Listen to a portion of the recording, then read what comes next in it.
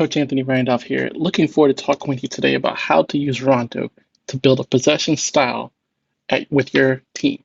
You might say, Coach, what do I need to do at practice to help my team keep the ball, to understand when to keep it, when to go long, when to go short? What are some ways I can do it? These are some ways, and a Rondo is a perfect exercise. I want to thank Coach Dan for this question. Coach Dan said, Hello, Coach, great videos. I have a U11 team and we're stepping outdoors and starting league play, and the boys are now more accustomed to keeping the ball and playing with it. They enjoy rondos, which tells me they're implementing a sense of joy for keeping the ball is growing. I'd like to know how I can make them understand the use of possession to control the opposition's actions, etc., even at this age. Cheers. Well, Coach Dan, thank you for that question. Let's talk about something that's so simple that is often overlooked. Even I've done it before. We're going to watch this video. It's by 343. If you give them a follow, they will help. They have a coaching program which will really, really, really help. If you say, I want to learn actual practices to be able to implement with my team to build a possession style of play, they helped me significantly, especially building out to build a firm foundation of what I actually believe in. Highly recommended their online program. Okay, so we're going to watch their rondo. And as they're going, I'm going to be talking about something that I personally see is so valuable. Your team needs you to be consistent. So when you're switching up, every practice is a different exercise, every practice is a different warm up, every practice is a different. You're not building a consistency with them, even at an older age or whatever. You only need about 20, 16 to 20, 25 core exercises that you do consistently. You might say, well, I have a long season. How is it possible? You need some kind of, the kids, the players need some kind of consistency in their soccer life. So, how you start every practice should be pretty consistent. Warm up. And here's why. I'm going to give you a personal example. The seasons when I've done really well as a coach and my team has been able to execute our way of play consistently is when I've been the most consistent. You might say, well, duh. And it's how, like, every practice, we would start with column boxes or rondo boxes. And we would teach details over and over and over and over and over and over and over and over and over in these boxes. So 3v1, sometimes it's 5v2, sometimes it's 9v2, however, whatever your numbers are. But what you're teaching is these are our values, and you're implementing it every practice. Okay, so here's how Rondo can help you. Okay, you might, like for us, we use possession to help us play through, around, or over the opponent. Those are our beliefs. That's what possession is for. We're more of a vertical team. My coaching belief, I want to be more vertical. I'm not using a lot of side to side passes. It's more or less how do we look for up back through combinations and try to get in behind the opponent, get around the opponent, or get through the opponent as quick as we possible and get to goal. Or if we need to get to their half and control the opponent from that moment. With the purpose of Rondo, Anthony, what am I actually going to be able to teach my kids? And they just goof off, man. They just goof off during Rondo. We don't get anything out of it. The ball goes out of bounds. Somebody's always chasing. Somebody's falling on the ground. I've seen it and I experienced it myself. So what you have to implement, from my perspective, is the importance of why we're doing what we do. Why we do Rondos every day. Well, because we want to keep the ball. No, no, no, no, no, no, no. It's deeper than that. I want you to understand in the moment when, let's say in the game, the kid right here with the ball right here in the white shirt, let's say he is a fullback, and let's say a striker or a winger is pressing him, and let's say the kid in red next to him is a center back. How are we going to be able to get out of that situation? That will happen in the game. Maybe this kid over here in the white shirt right here is a number 6. So we're teaching these moments. We're teaching gameplay, game realistic situations through Rondo. And maybe our topic for today is how we want to build the back at our session. So maybe we put 2 players right here and a player over here. So maybe it's a 5v2. And then we're showing specifically in every Rondo, we're building the principles that our sessions is going to hold inside of it. Like how we want to build from the back. Let's stay there. How we want to build from the back. we want to play for my keeper. So I'm adding my keeper in. Maybe this guy right here is my keeper. Maybe this guy is my center back. Maybe this is my other center back. And we're working on how we want to, if a striker presses us when we're building out, how are we going to be able to play through them? However you want to play. How are we going to be able to play through them? How do we know when to go long? How do we draw them forward? What are we doing? So in Rondo, this allows you to teach those details. Okay. And now also what I want you to see in this is every pass tells the player something.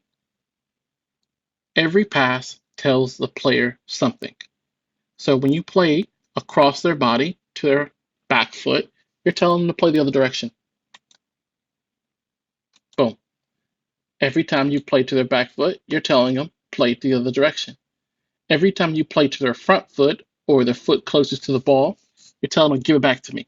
You can use them as a wall pass or a bounce. However, there's so many different terminologies for that, whatever fits your model.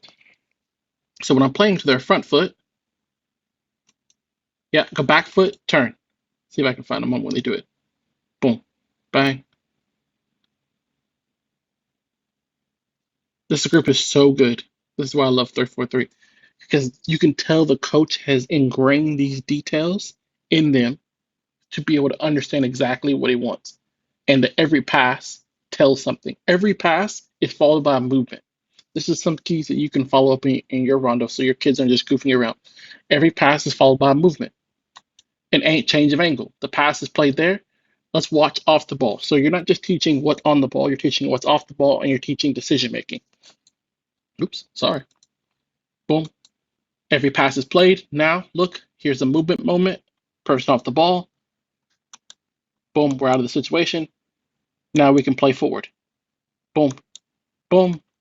So all these things you're teaching. So if your players are getting bored in Rondo, maybe you need to maybe it's an opportunity to say we can get even more detailed. Okay, then you're correcting, hey, that's the wrong foot. Where did you want him to go? You want him to turn and play outside to our fullback? Why did you play to his front foot?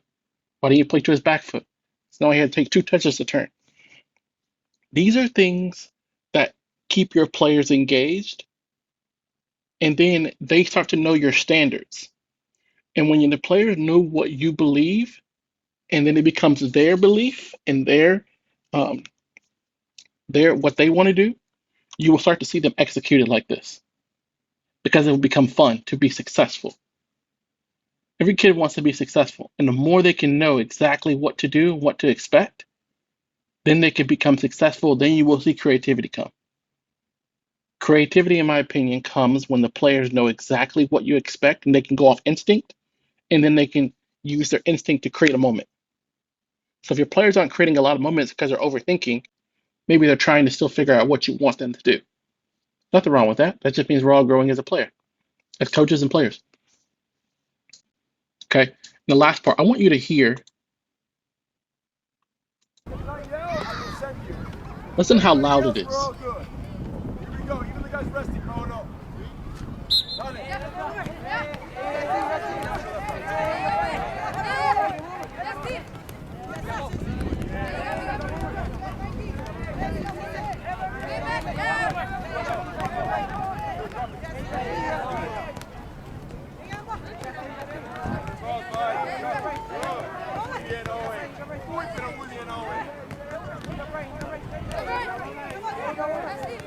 You hear how loud it is? Because when you have to give, we talk about giving advice. Every pass needs to come with advice. Turn, forward, break, yeah, bounce.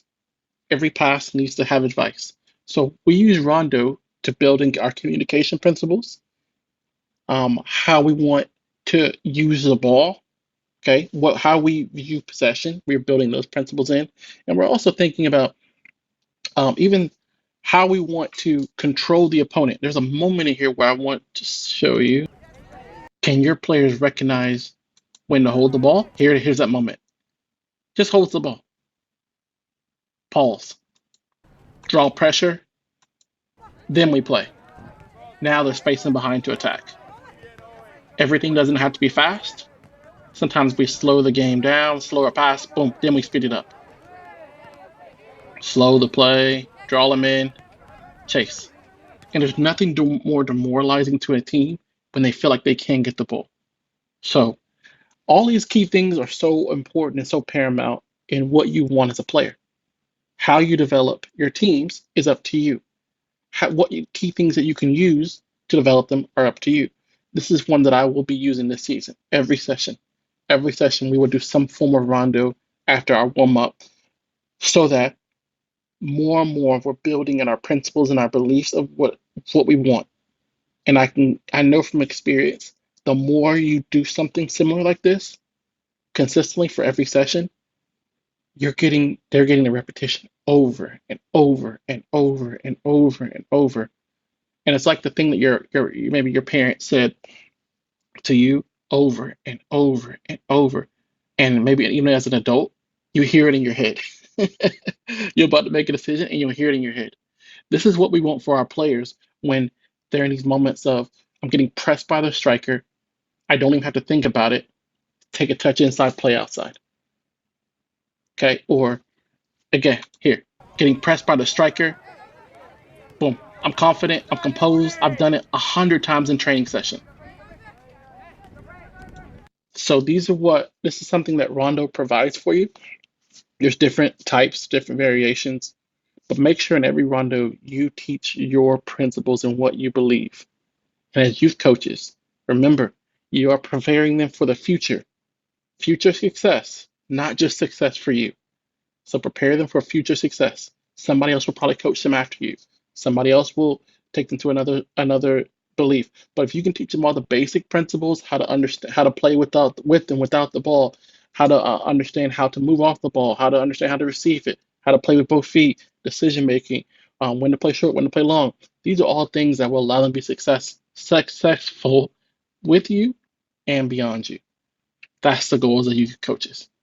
All right. Hope you have a great day. Thanks for taking time to hang out with me. And if you have any other questions, like Coach sent in earlier, I'd love to hear from them. Thanks. I'm privileged to be able to do this, and I look forward to talking with you guys soon. Have a good day.